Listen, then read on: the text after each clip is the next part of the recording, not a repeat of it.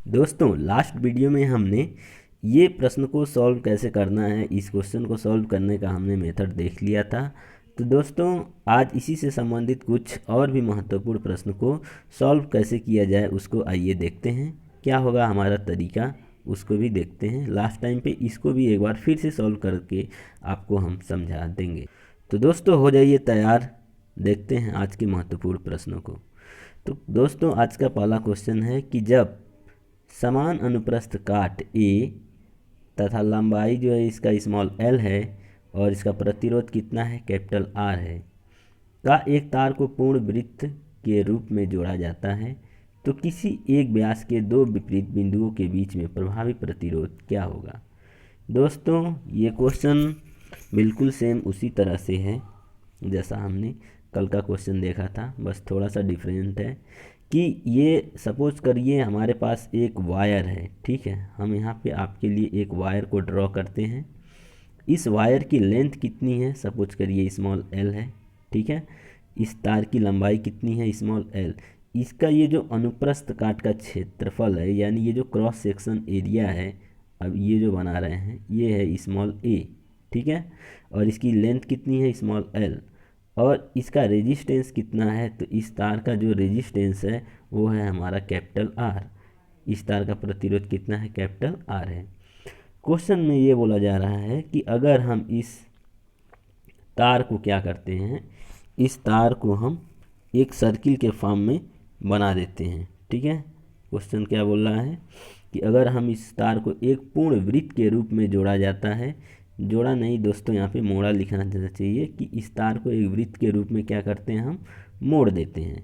ठीक है, तो प्रश्न ये पूछ रहा है कि किसी एक व्यास के, सपोज करिए अगर इस वृत्त का हम व्यास अगर ऐसे बनाते हैं सेंटर पॉइंट से, तो इस वृत्त के दो व्यास के दो विपरीत बिंदुओं, व्यास का एक बिंदु ये मान लीजिए ए है, दूसरे तरफ इसका विपरीत बिंदु यहाँ पे बी है।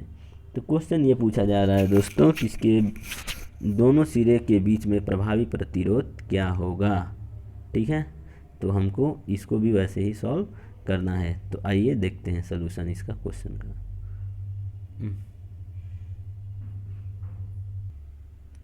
तो दोस्तों यहाँ में हम इस क्वेश्चन का सलूशन देखते हैं।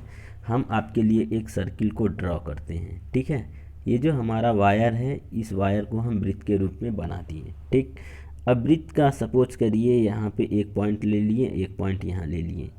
ठीक है, अब यहाँ से इसका अगर मान लीजिए यहाँ पॉइंट ए मान के इसका एक टर्मिनल इधर निकाल दें और दूसरा तरफ पॉइंट बी मान करके इसके एक टर्मिनल को इस साइड से निकाल लेते हैं। ठीक है, तो अभी में क्या है दोस्तों कि इसका इफ़ेक्टिव रेजिस्टेंस बताना है। अगर पहले ये जो पूरा वायर था इसका रेजिस्टेंस आर था, लंबाई स्मॉल एल था, क्रॉस सेक्शनल एरिया जो यहाँ में हम बताए हैं इसका क्रॉस सेक्शन एरिया वो कितना है, वो स्मॉल ए है। ठीक है, तो इसी को हम सर्किल के फॉर्म में क्या किए हैं, बना दिए हैं।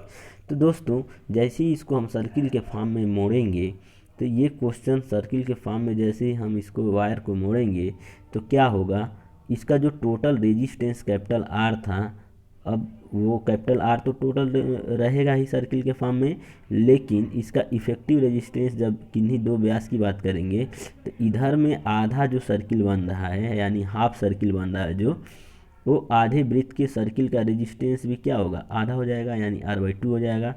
उसी तरह से दोस्तों इस साइड का जो क्वेश्चन माना इधर का जो हाफ सर्किल बन रहा है इसका भी रेजिस्टेंस कितना होगा, r/2 हो जाएगा। ठीक है, तो दोस्तों r/2 उस साइड हुआ, r/2 इस साइड में भी हुआ। अब अगर हम मान लीजिए कि तुल्य प्रतिरोध का फार्मूला लगाते हैं तो R टोटल बराबर फार्मूला क्या निकल कर आता है, तो होता है दोस्तों R1 गुणे R2 बटे क्या, R1 प्लस R2। लेकिन दोस्तों सीरीज और पैरेलल कॉम्बिनेशन को हम पढ़ाते समय आपको बताए थे कि जब भी समांतर क्रम में दो प्रतिरोध जुड़ा हुआ हो और दोनों प्रतिरोध का मान बराबर हो, जैसे यहाँ भी r/2 है और ये भी r/2 है और दोनों एक दूसरे के पैरेलल में हैं, तो इसका इफ़ेक्टिव रेजिस्टेंस हमेशा जो होता है वो क्या होता है, एक रेजिस्टेंस का आधा हो जाएगा, यानी R/2 का आधा क्या होगा, R/4 हो जाएगा। अब ऐसे भी दोस्तों अगर इस फार्मूले में भी हम पुट करके देखेंगे तो जो हमारा आंसर आएगा वो क्या आ जाएगा, तो दोस्तों इसका आधा R/2 का आधा, जब आधा करेंगे R/2 का आधा तो हो जाएगा R/4।